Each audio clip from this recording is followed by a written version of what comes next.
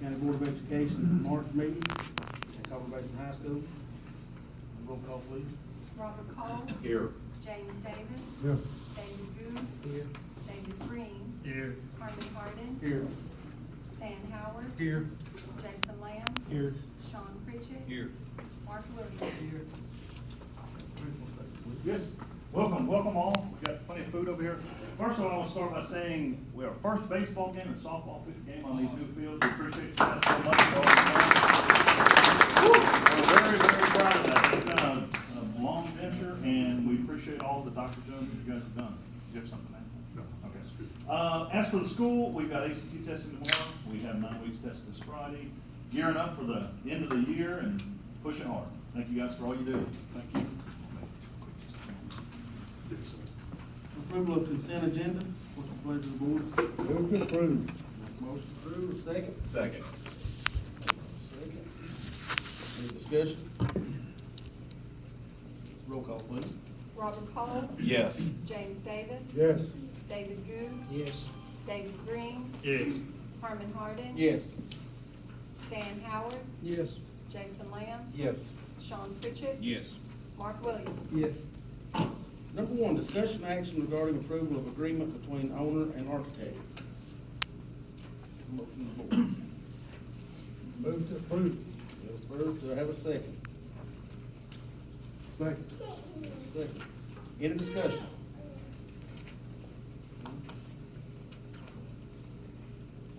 Roll call, please. Robert Cole. Yes. James Davis. Yes. David Goode. Yes. David Green. Yes. Harmon Hardin. Yes.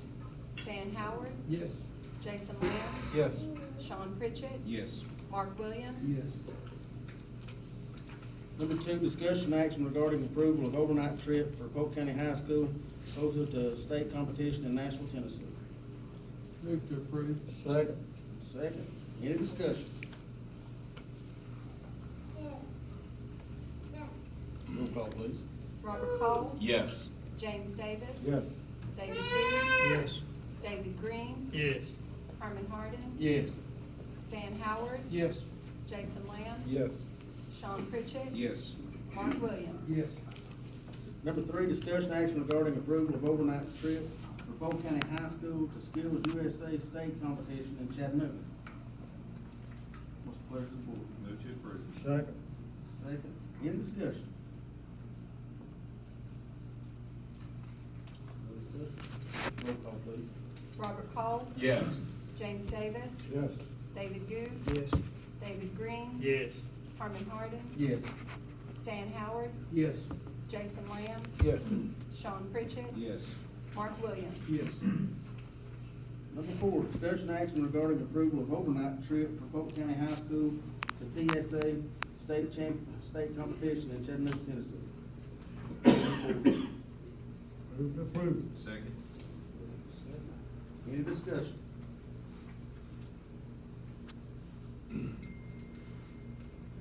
Roll call, please. Robert Cole. Yes. James Davis. Yes. David Goode. Yes. David Green. Yes. Harmon Hardin. Yes. Stan Howard. Yes. Jason Lamb. Yes. Sean Pritchett. Yes. Mark Williams. Yes. Number 5, discussion action regarding approval of overnight trip for Polk County High School to the MTSU State Tournament in Murfreesboro. Move to approve. Do I have a second? Second. Any discussion?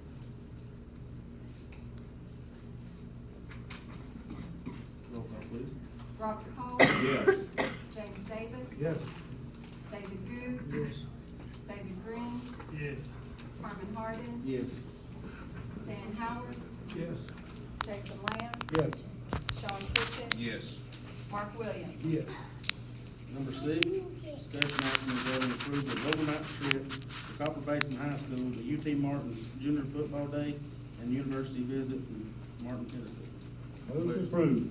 Second. Second. Any discussion? Would it be doing drill things or just going through and do it? Just as. Just do it, so it's not like I can't. Okay. Has this trip already happened? It says 2/27, 2/28. I didn't even know, to be honest with you. I thought it was 327. Mr. Kidd left, he's got his number. Says 30 and 27. So, hey, If I'm not mistaken, I believe this might hope everything went well. Well, Think we the were bright on. side is, if it did already Yeah, happen. it, it yeah, wasn't it a problem. says right here. It says on ticket, February 27th. I thought it was March. I saw the photos Well, my suggestion would be to approve it. I'm going now. Yeah, I'm going. Roll call. Robert Cole. online. Yes. James Davis. Yes. David Bowie. Yes. David Green. Yes. Herman Harden. Yes. Stan Howard. Yes. Jason Lamb. Yes. Sean Pritchett. Yes. Mark Williams. Yes. Over on the addendum, discussion action regarding approval of additional invoices. Move approved. Motion to approve, do I have a second? Second. Any discussion?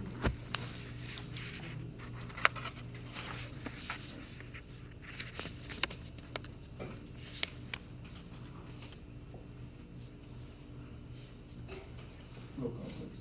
Robert Cole. Yes. James Davis. Yes. David Bowie. Yes. David Green. Yes. Harmon Harden. Yes. Stan Howard. Yes. Jason Lamb. Yes. Sean Pritchett. Yes. Mark Williams. Yes. Number two, discussion action regarding approval of Copper Basin High School overnight trip for Oza State competition. Move approved. First, do I have a second? Second. And a second. We're pretty excited about Copper Basin entering, those kinds of competitions. We have a great, person to headline those for Copper Basin area, Ms. Dockery. She's been working in the medical field for a long time, and I can't tell you how good I feel about her entering the education realm for us. She's doing wonderful things up here.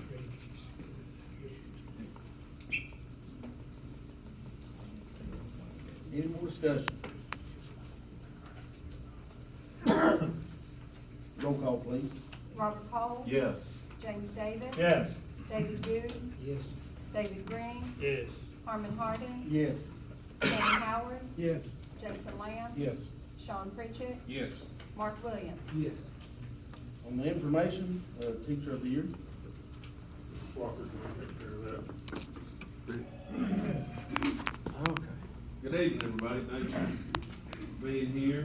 Before we get to one of the more important highlighted parts of the meeting, I believe, of our Teacher of the Year, can I just say one quick thing about testing in pre-K? Is that okay if I do that? If not, okay. Testing begins April the 13th. Once our schedules are completely finalized, we've got them from all of our schools. We're looking at them, making sure everything's just in line with that. We'll have a copy of those out social media wise in the paper, so on and so forth. They'll be on our website as well. So you guys can direct people there if they call you asking about it. But testing will start April the 13th and it runs through May the 8th. So like I said, we've got all of our schedules. We're just kind of crossing T's and dotting I's, making sure we don't have any interruptions or anything put into place like that that could disrupt the natural flow of that. But they will be available for everybody. Also, pre-K registration is April the 2nd and the 3rd when we come back from spring break. So that, again, that stuff will be pushed out as well in the paper, social media, and things along those lines. But just, I just had a second to address you guys. I appreciate that. All right. To me, the most exciting thing about our meeting today is our Teachers of the Year awards that we're giving out to a teacher from all of our schools here in Polk County. We're a little late with it than we were last year, and next year we're going to do a better job of getting it out a little earlier than that. Principals are here, and they have their teacher awards. I'm going to go first because I like to talk, and I'm glad I got to do this one. I get to represent Polk County High School. You guys know Mr. German, his father is fell ill, and he's on night duty, as he calls it. And they've got a lot of other sporting events going on today, this evening as well, so Mr. Stone is covering that side of it. So Mr. German asked me if I would present this award to Pat Mulcahy. And she came in, I was waiting on her.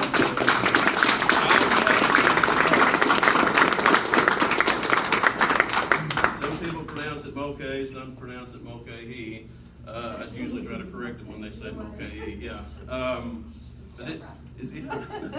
But this is Teacher of the Year, Polk County High School, 2019-2020. Mr. German said he wanted to make sure that everybody knew that this was peer-led and peer-nominated.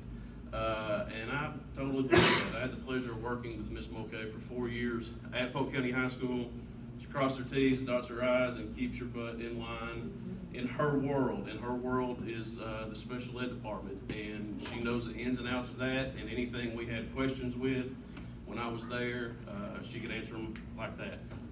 On my level now in testing, I've been sending stuff out, trying to find stuff, and she's a spearhead for me as well. She was working on some things for me the other day, and I was like, you need to go home, because it was like way after time to be trying to email me some stuff and everything, but it was Friday, and she was still working and pushing stuff out. But, oh, you were in D.C.? Yeah, okay, she was in D.C. I thought she was down the street at Polk County High School. That's great. But that just speaks that much more to her. And Polk County High School is very lucky to have stole her, or whatever the case may be, because at the time she did work up here in Copper Basin, and I'm sure they miss her dearly. But she is a wonderful person and a great teacher. She leads throughout the building, always has a smile on her face, and always works her tail off for us. And this is my honor, definitely, to present you with this. You're welcome. Absolutely.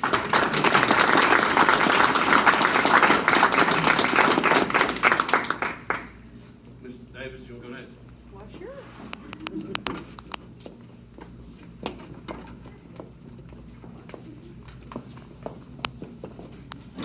I'm Valerie Davis, the principal at Benton Elementary, and this year, our Teacher of the Year award goes to Ms. Carol Ann McClary.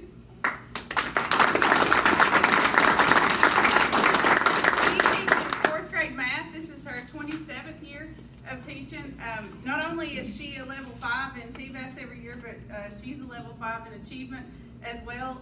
She instills high expectations for these kids in math, and these kids come out of 4th grade math with a growth mindset that they can do math, and she's expecting 70%, she wants 70% of her kids at least this year to pass. And she works hard. She also works a lot with our data, puts a lot of time in going through our iReady and testing data on a weekly basis. And we are so proud to have Ms. McClary, and she's a jewel, and we appreciate her.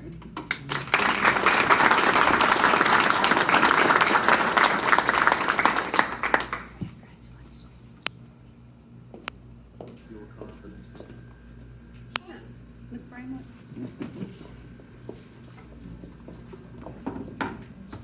Hello, I'm Princess Bramlett, principal at South Polk Elementary, and our Teacher of the Year is a person that I've known for a long time. Had the privilege of co-teaching with her, same grade level a few years ago. I won't say how long. She always wants what's best for her students and expects them to do their best. And she's always willing to stay after school if they need tutoring or whatever needs to be done so that they are learning what they need to. So our Teacher of the Year is Miss Amy McAbee.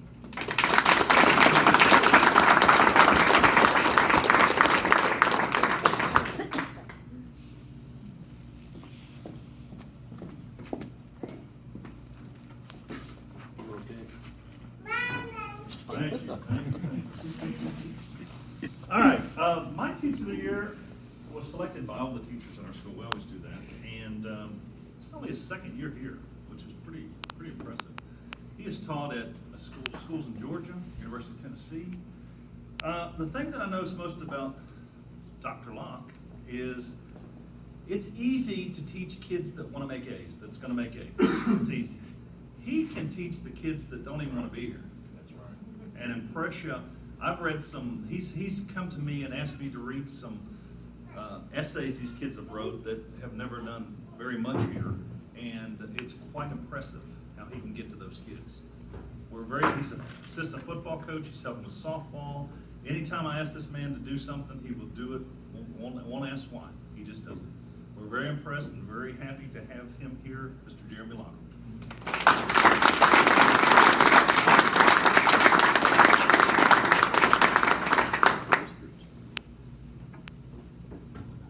Can I hug you? No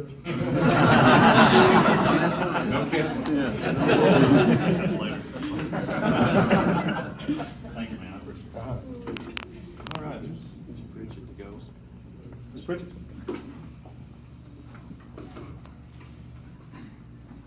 Hi, I'm Lisa Pritchett. I'm here on behalf of Connie Dunn, our principal who was unable to be here due to a prior engagement. I'm the assistant principal, so I'm filling in for her.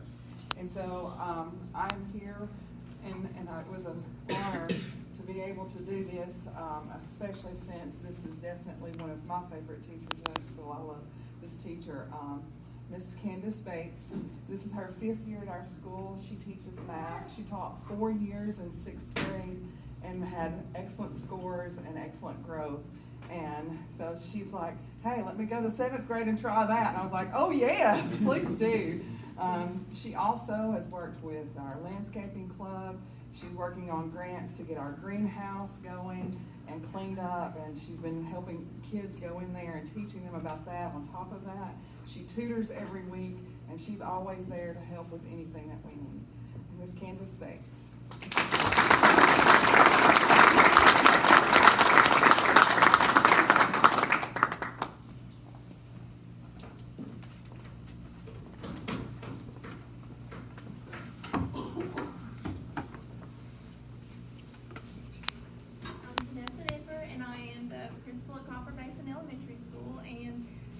Teacher of the Year is very special to me personally. She's like family to me. But when it came time to nominate our Teacher of the Year, it was actually another teacher in our school that she just mentioned about who she thought would be the perfect one. You're exactly right. We voted, and it was a unanimous decision. Every single teacher in our building voted for this person. We've really been in a push this year for character education and to build respect and kindness, and I cannot think of a person that personifies that more than Miss Rose Postel. And we found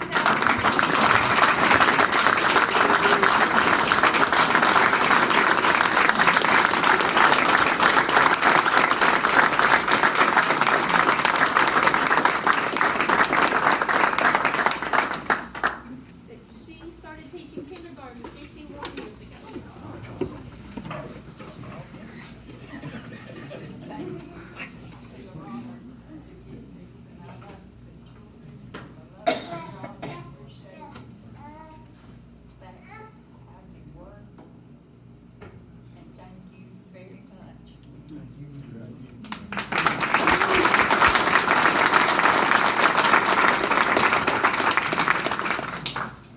We will take a picture.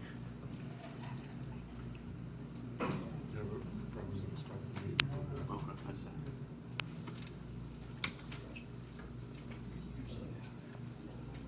Another information item is the procedure for dealing with students who have expressed self-harm. So we talked, in detail last month, at elementary, about a situation that happened and how we could, help the process maybe go more smoothly in the future. And I think the biggest touchy spot with that whole situation was the question of would we be able in the future to have the child in protective custody at the school? I think we all know that was the hot spot. And the answer to that is yes. We worked with the sheriff department, the sheriff, and we put our collective minds together. And one of the things that we did was, as a system, we developed a student crisis team. We already had it, but we refined it so that we have a procedure in place and people to contact, very organized in writing. We needed to do that, but from the sheriff's mouth, we're going to, when that situation arises again, if it does, we're going to keep the child in the school in protective custody with SRO there, unless there is real potential for a child to harm themselves and access to harm themselves. If they're unruly, if there's a weapon involved, those kind of things. I mean, we're gonna use common sense with it, but I think that'll be a little bit more realistic way to deal with those kind of things. And, I do have a copy of that, crisis team. And I'll give that to you.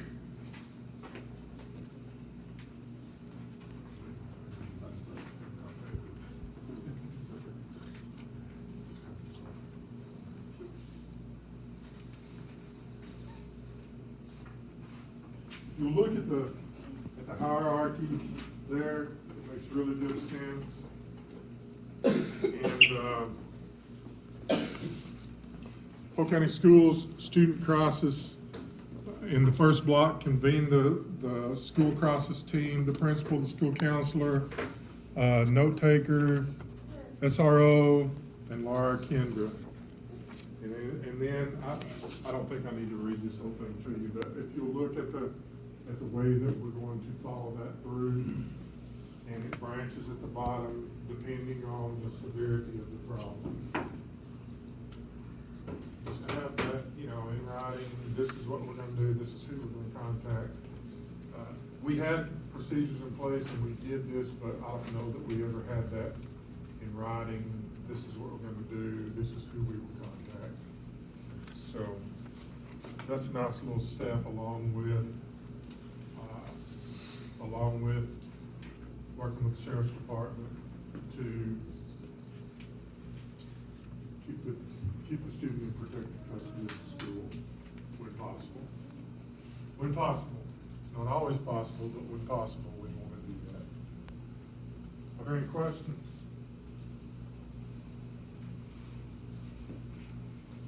So the,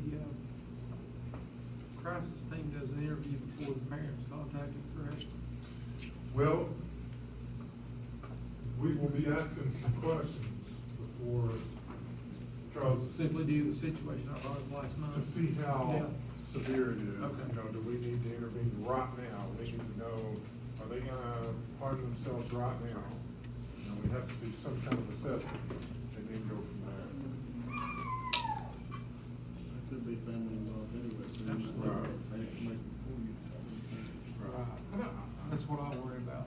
Yeah, I think we can't go wrong, when possible, by getting the parents involved as soon as possible. And like I said, there'll be times when, for whatever the situation might be, that we can't do that, but the more involvement we have with the parent, the custodial parents, when possible, the better, and the sooner. Any other questions? I think it's relevant to note this, and Dr. Jones and I have talked about this already, is that basically what we're looking here is absolutely no surprise. This has been in existence. I'm in my 5th year at Copper Basin, and this is how we rolled from the get-go, and how it's been done in the other schools as well. It's just a matter of putting words to paper and making it a more fluid, more broader spectrum. Like I said, there's no one simple answer to each one's unique, and they have different things and avenues that you go to and stuff, and this is absolutely wonderful. Yeah, I agree. Those are touchy situations that, Absolutely. and I've never seen, two of those situations collide. But I think this diagram will help cover most students. Depending on the severity, sometimes, if there were dire circumstances, you gotta act accordingly. But this is the way that we're gonna do things. If there's an emergency, you'll bypass some steps according to the severity of the emergency.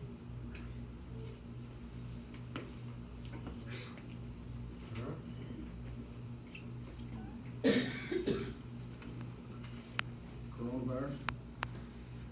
Well, that's the hottest topic going. All right, so you know, live on the same planet I do, and you've seen the same things that I have in the past 3 weeks. And we've seen something that started in China, and anybody in the medical field knows if it's in the general population in China, it's going to be in the general population everywhere else in a matter of time, unless there's a vaccine stopping it. And that's what we're looking at. And whatever picture you have right now, this coronavirus doubled over the weekend in the United States, the number of deaths, the number of cases.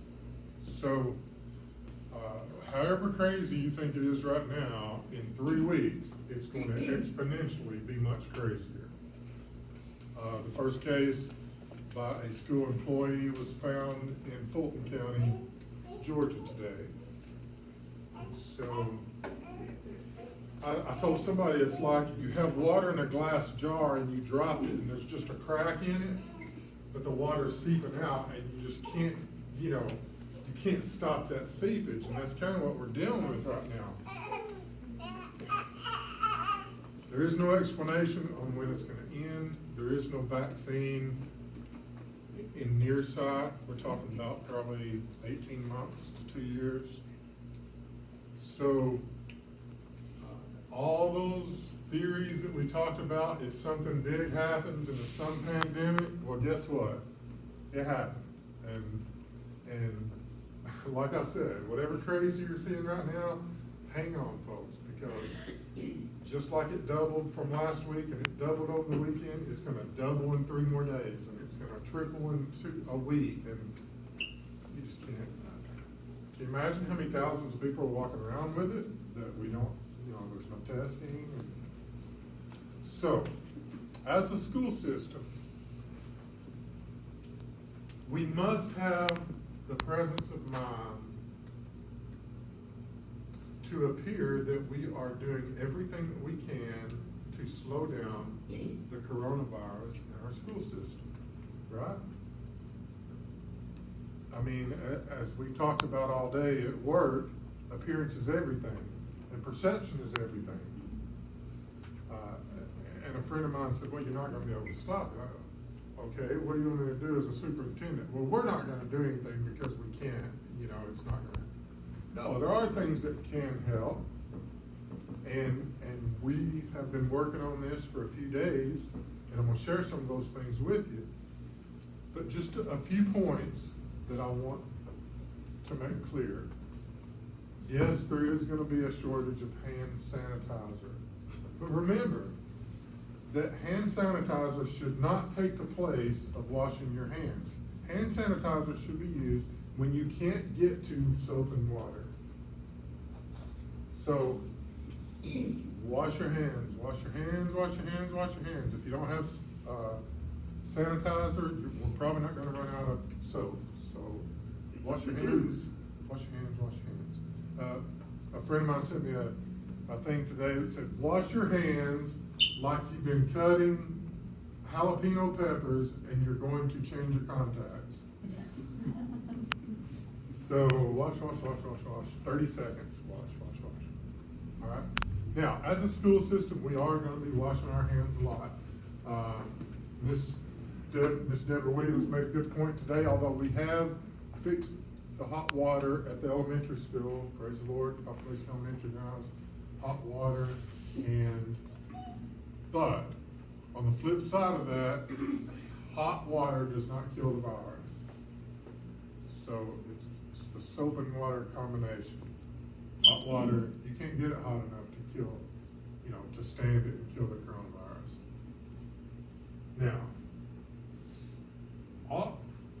we're gonna be facing things like, a month from now, we're gonna be facing the reality of there's gonna be a lot of schools closed.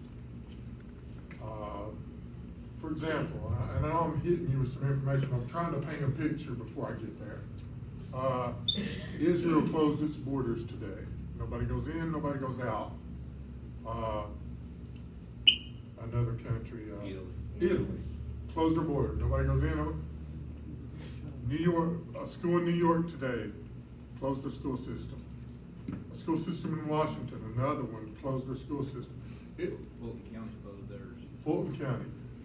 Folks, in 3 weeks, this will not be, trust me, we're gonna get there. Now, some people ask me, what would it take for Polk County to close their schools? I don't have a great answer for that. If we have surrounding schools like Bradley that are closing due to workers or students that have the virus, we will feel some pressure about that. Certainly, if we had an employee in our school or a student that tested positive for the coronavirus, that would certainly encourage us to take some stronger steps about our education program. And we got into those discussions today with the principals and the staff and the supervisors about what are we gonna do if we reach point B? How are we going to keep from there being a gap in the educational process? And I mean, those are tough questions that we could very well be facing in a month or 6 weeks. And, you know, it's one thing, like my nephew goes to Cleveland City where everybody has the internet. It's one thing, he does a lot of his work online now, you know, like homework, he turns it all in online. We don't have quite that luxury where we live because we're a rural community and there are lots of spots in our county that just can't get the internet. So that poses a bigger obstacle for us as we think about the future and if we open our minds on how broad this thing could be.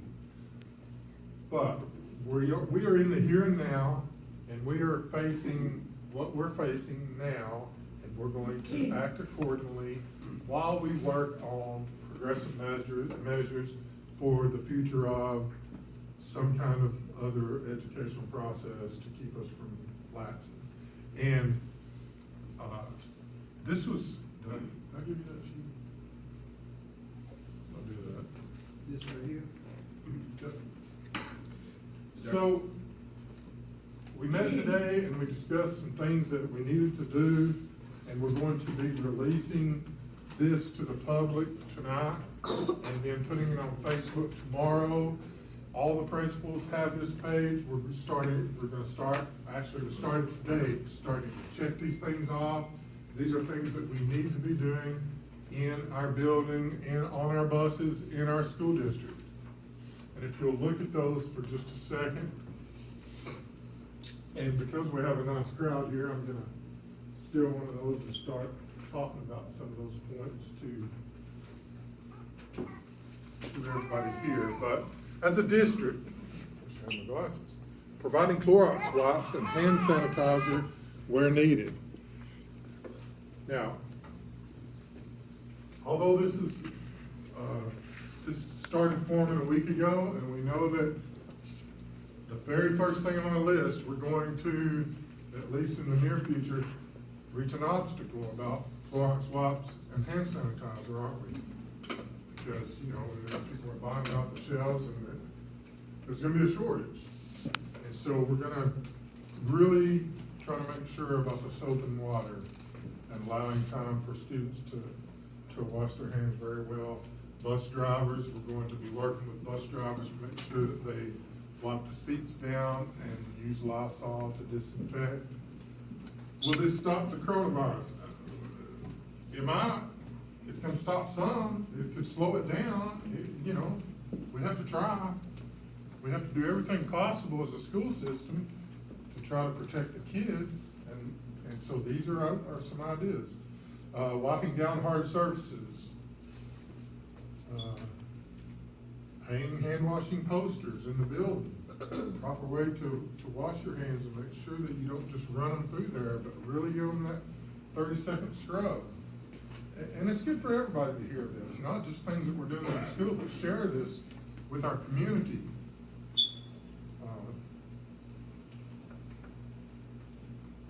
Look at, under a teacher, reinforce covering cough techniques. Discourage hand-to-hand contact, shaking hands, hugging, all those kind of things. We're just gonna have to start regulating in the hopes that we're going to slow this virus down. There is no measure. If I had, you know, the cure, the magic potion, I'd be saying bye to y'all and I'd go sell my product and be rich. They're just not. We have to have that phase of doing everything that we can to do everything that we can. Wiping down hard surfaces again under the teacher section. Look at the nurse section. Send students home with a fever and they must remain home until they're fever-free for 24 hours without taking fever-reducing medicine. So we're gonna be putting this out for the public to see tomorrow.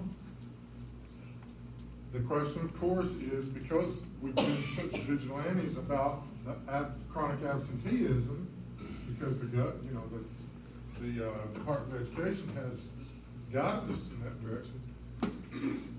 We're going to concentrate on trying to stop or slow down the illness. And if that means people that stay home with fevers, then people stay home with fevers. I think that's more important than we are sure that we will get a pass on absenteeisms if they are due to things like fever and sickness. We want to be realistic, you know.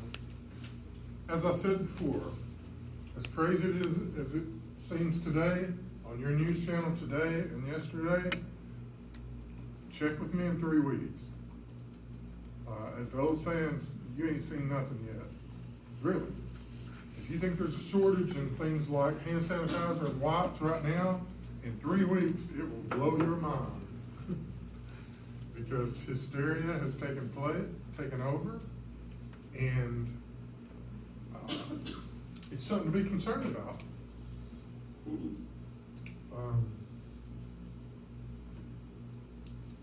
So this is what we're putting out on Facebook.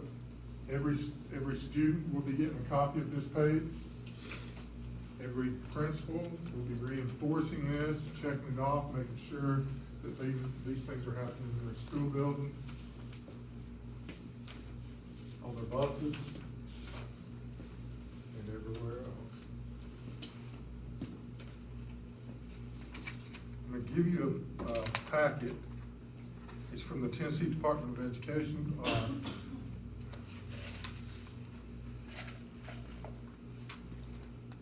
And it's everything you could ever want to know about the coronavirus and how it affects people and how we're going to deal with it and how we're going to blah, blah, blah, et cetera, et cetera, et cetera. We are sending this page to every student and putting it on our website and Facebook. And the name of it is Coronavirus Facts for Parents.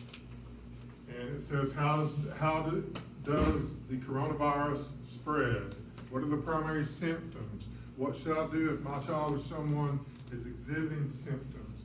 Can someone spread the virus without being sick? Are children more at risk for the coronavirus? And how should infection be prevented? And it answers those kind of questions so that we try to keep our community informed and keep ourselves informed so that we can better deal with a pretty tough situation to deal with. I thank God that it seems to not affect young people as, you know, so many times with illnesses and